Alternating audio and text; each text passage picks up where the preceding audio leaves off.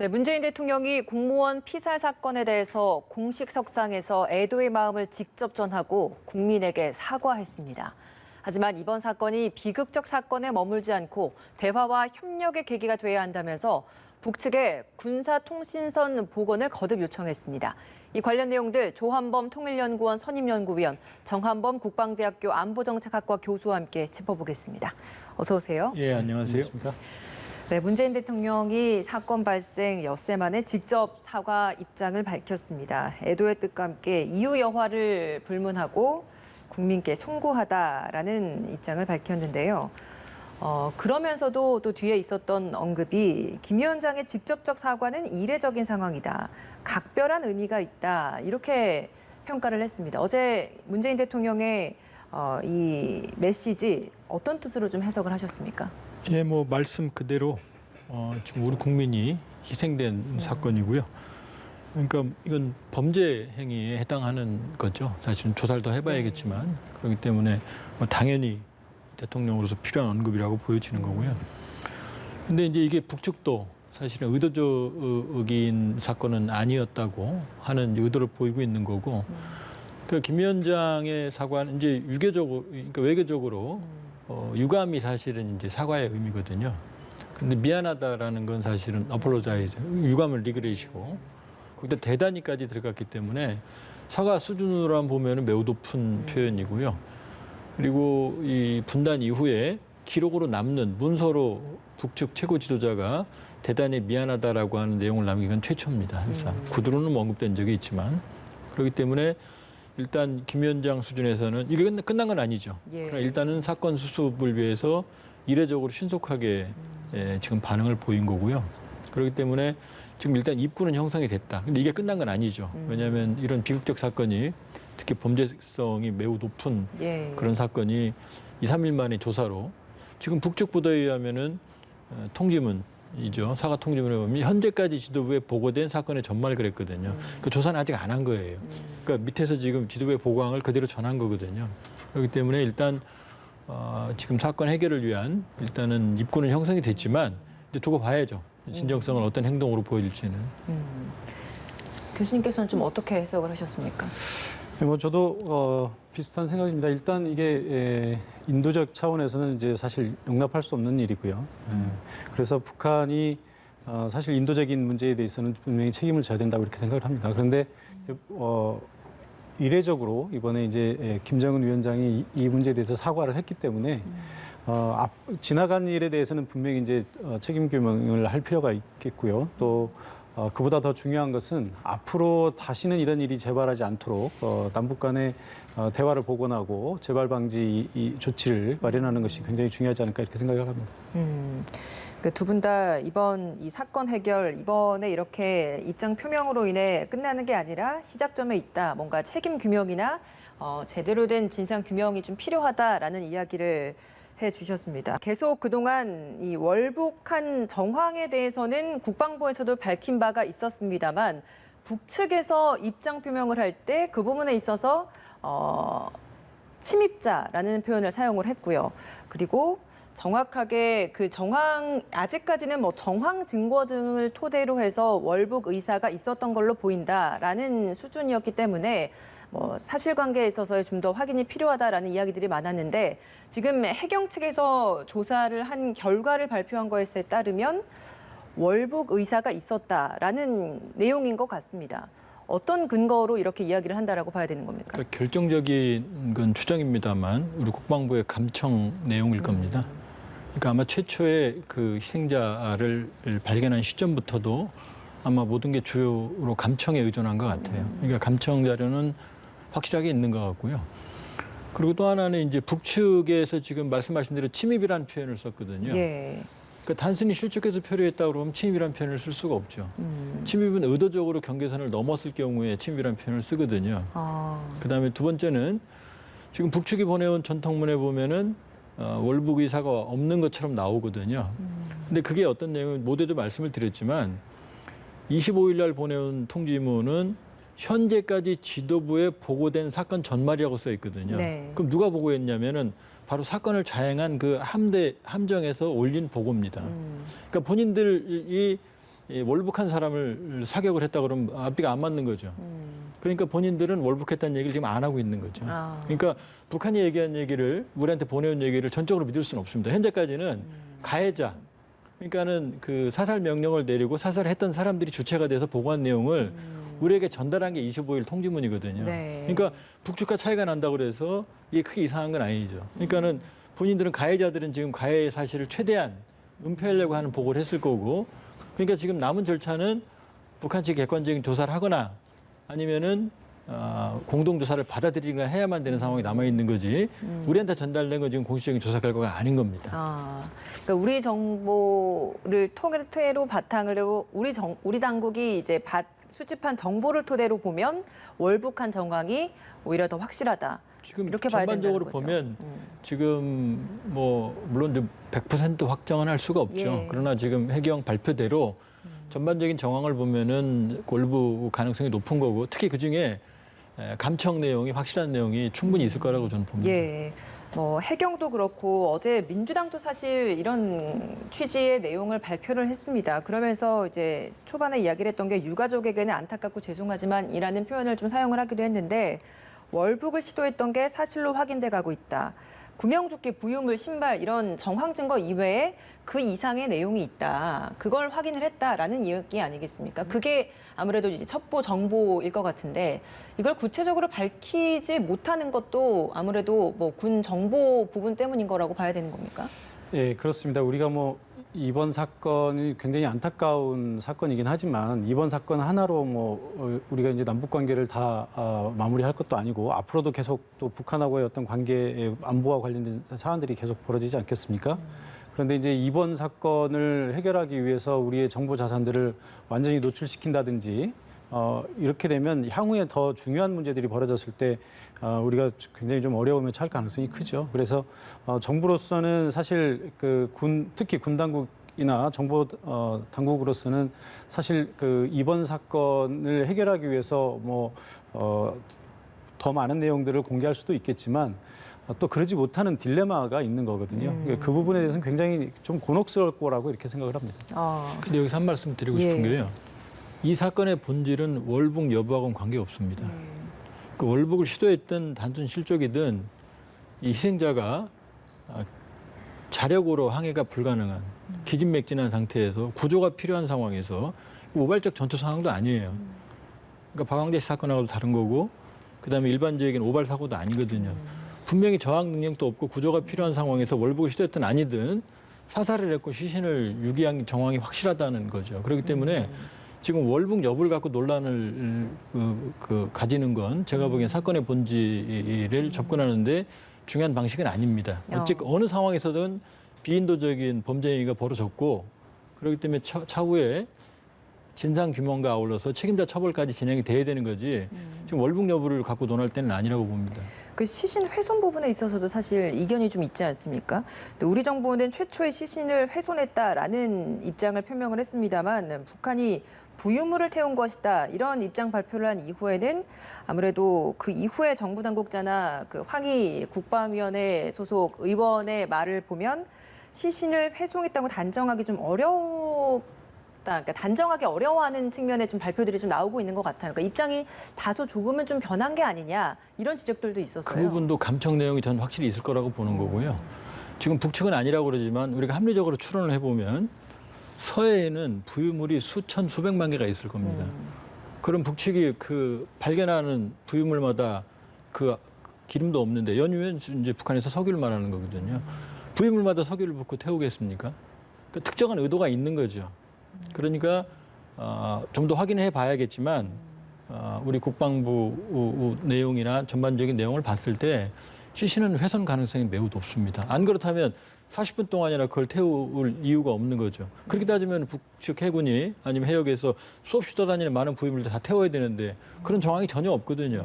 아니면 해안으로도 지금 많은 부유물이 떠내려오는데 그걸 북측이 태웠다는 우리 첩보가 없거든요. 그럼 의도적으로 화재를 일으켰다는 얘기는 시신, 그러니까 증거를 인멸하려고 했을 가능성은 매우 높은 거죠. 교수님께서는 어떤 의견이십니까? 저도 일단은 우리 군 당국의 발표가 맞지 않을까 이렇게 생각을 하고요. 무엇보다 이제 그 시신을 훼손한다라고 하는 측면도 있겠지만 이 사건의 출발이 이제 코로나에서 시작을 했다고 봅니다. 그러니까 지난번 탈북자가 개성으로 넘어가면서 개성 시내를 한번 이제 다 발칵 뒤집어 놓지 않았습니까? 이제 그 사건이 이제 최초의 발단이라고 보는데 북측의 최고 지도자들은 최고 지도부에서 코로나 방역 때문에 외부와의 철저한 차단을 이제 주문을 했을 것이고요. 아마도 그런 것 때문에 그 뭐 현장에 있는 사령관들 뭐 아마 어찌 보면 공을 세우기 위해서라도 이런 일을 벌였을 수도 있다라고 이렇게 생각을 합니다. 이렇게 우리가 이만큼 완벽하게 차단을 했다라고 하는.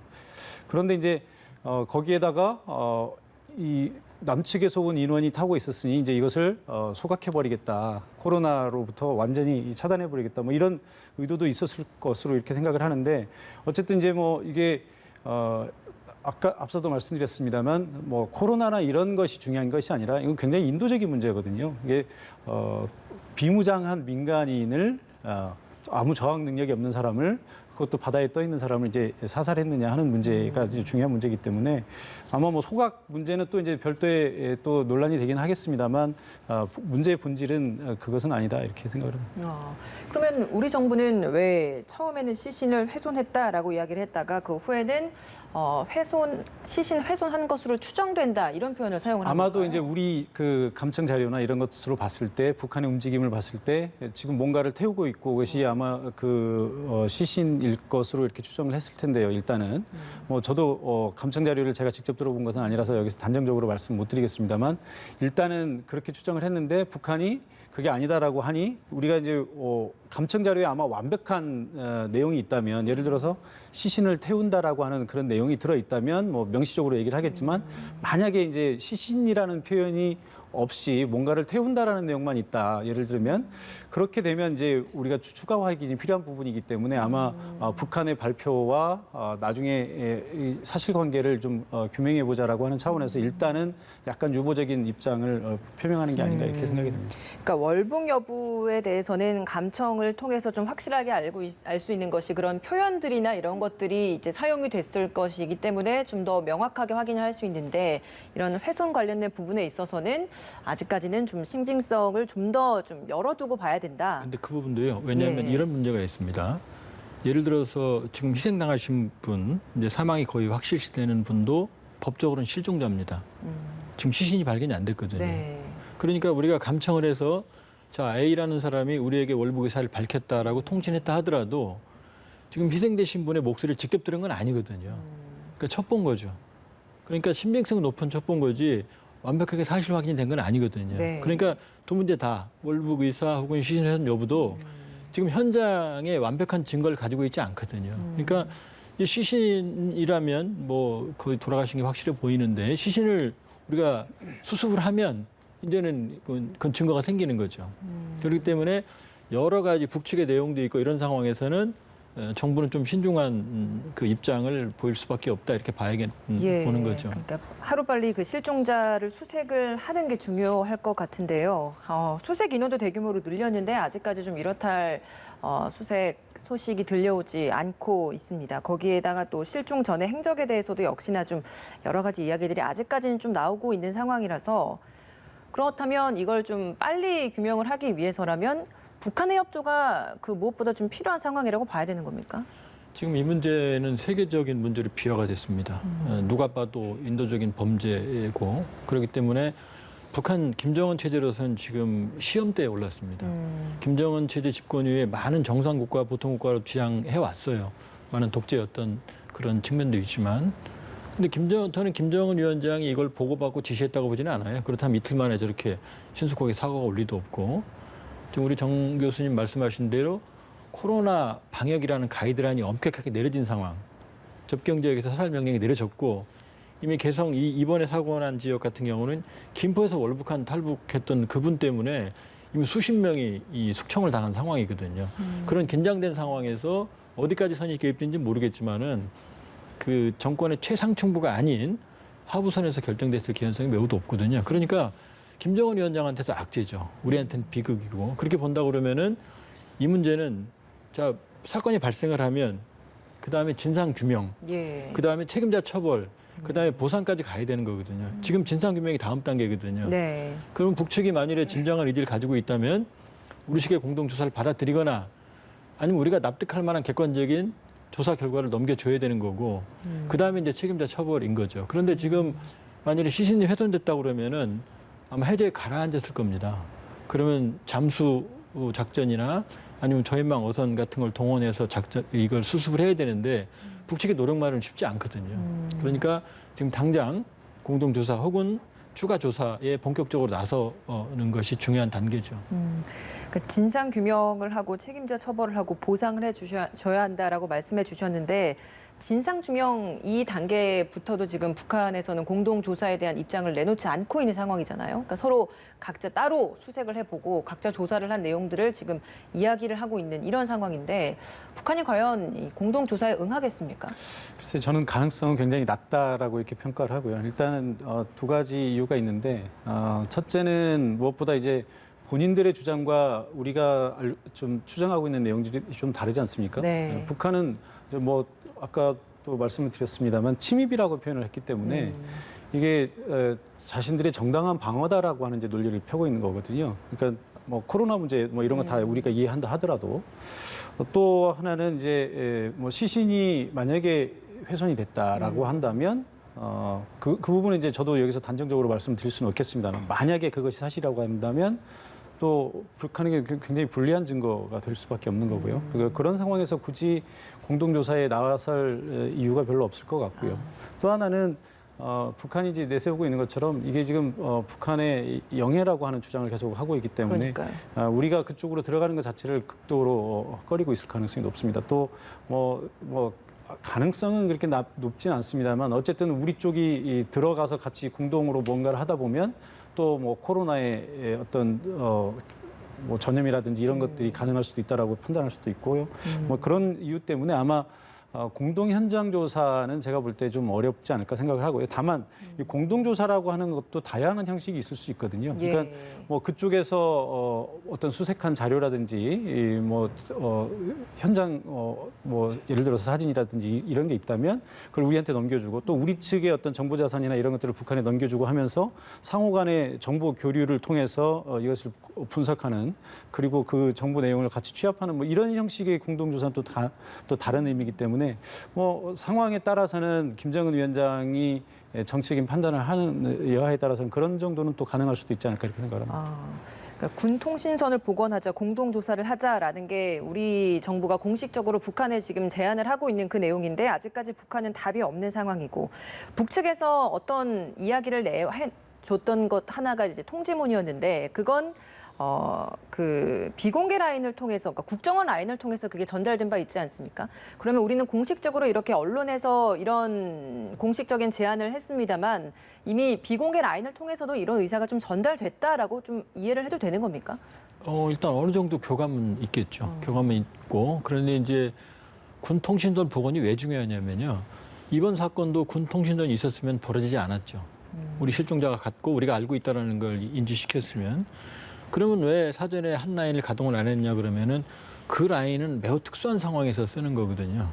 물론 결과적으로 이 상황은 비극적인 특수한 상황이 돼버렸지만 그 당시에는 단순 실종과 이런 사안으로 판단했기 때문에 만약에 그 라인까지 가동하려는 정무적 판단을 안 했을 가능성이 있죠. 그러니까 이 출발점은 군 통신선이 만약에 살아 있었다면 여기까지는 안 가지 않았을 개연성이 높거든요. 그러니까 일단 공동조사도 여러 가지 방식이 있습니다.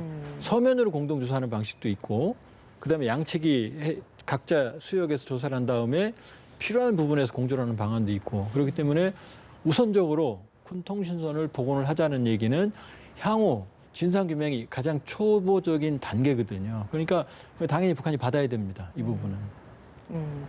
참, 그 서면으로 만약에 진상조사가 진행이 된다면 서로 양측의 입장만 주장을 하다가 또 끝나버리는 상황도 되지 않을까요? 근데 이제 지금 가장 좋은 방식은 우리가 그 시신이 소각된 것으로 추정되는 해역을 알고 있거든요. 좌표를 알고 있을 겁니다. 그러면 잠수사를 동원하거나 아니면 정밀 수색을 하면 시신이 해저에 만일에 구명조끼를 입고 계셨기 때문에 희생자가 만일에 북한 말대로 자기들이 소각을 안 했으면 지금 표류하고 있을 거고요. 만일에 소각을 했다고 그러면 그건 해제에 가라앉았을 겁니다. 그러니까 두 경우 다 찾아낼 수 있죠. 북한의 협조만 있으면. 그렇게 되면 많은 부분을 설명해낼 수 있죠. 그러니까 북한이 협조한다고 그러면 북한은 이미 꼬리 자르기를 시도했어요. 지난 통지문에서 정장, 그러니까 고속정 정장의 결심에 의하여서 그럼 경우에 따라서는 거기까지는 처벌하겠다는 얘기거든요. 그러니까 북한만 협조해 준다고 그러면은 제가 보기에는 시신수습은 그렇게 어려운 일은 아닙니다. 알겠습니다. 어제 국방부가 우리 군의 늑장 대응과 관련해서 해명을 하는 입장을 좀 발표한 바가 있어서 이 질문을 좀 드려보겠습니다. 북한이 A씨에게 총격을 가하기 전에 구조하려고 하는 듯한 정황이 있었다. 그런데 나중에 상황이 급반전되면서 우리 군도 대응에 제한이 있었다. 이런 입장을 내놨거든요. 이 해명 좀 어떻게 들으셨습니까? 글쎄요, 저도 뭐 제가 이제 직접 듣지 않았기 때문에 이제 이것만 보고 말씀을 드리는 건데 일단 이렇게 생각을 해야 되겠죠. 누군가가 이제 월북을 했다라고 하는 판단이 섰다면 상식적으로 생각했을 때 북한 쪽 입장에서는 귀순 아닙니까? 그럼 이제 대개는 북한이 이제 그런 인원들을 잘 받겠죠. 받고 나서 그 다음에 이것을 뭐 송환을 하든 선전에 이용을 하든 뭐 이렇게 이제 그 다음 절차가 이렇게 될 것이라고 생각을 했을 거고요.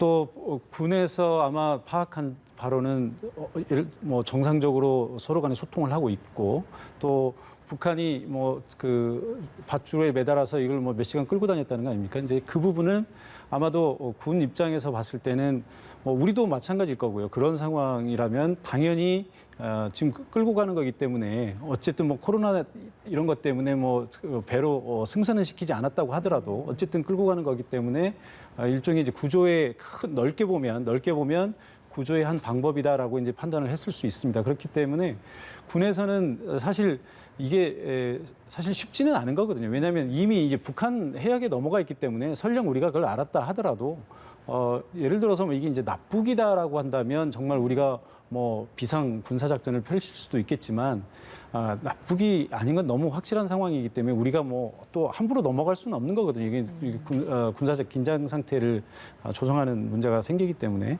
그렇기 때문에 아마 우리 군 또 우리 군 당국에서는 뭐 사살이나 이런 시신 훼손이나 이런 부분을 생각했다기보다는 아마도 북한이 이분을 구조한 이후에 그 다음 대처 이분을 어떻게 송환을 받을 것인가 아니면 어떻게 뭐 귀순을 인정할 것인가 아니면 이런 부분에 대해서 아마 그 대처를 하고 있었을 가능성이 더 크다라고 이렇게 생각합니다. 그러니까 해당 첩보가 또 신뢰성이 있는 것인지 확인할 시간도 필요했다. 뭐 그렇죠. 이런 입장을 내놓고 있는데 앞으로 또 추가적인 또 내용이 더 공개될 것 같습니다. 잠시 추후에 더 이야기를 나눠보도록 하고요. 오늘은 여기서 좀 마무리 짓겠습니다. 조한범 통일연구원 선임연구위원, 정한범 국방대학교 안보정책학과 교수 두 분과 함께했습니다. 고맙습니다.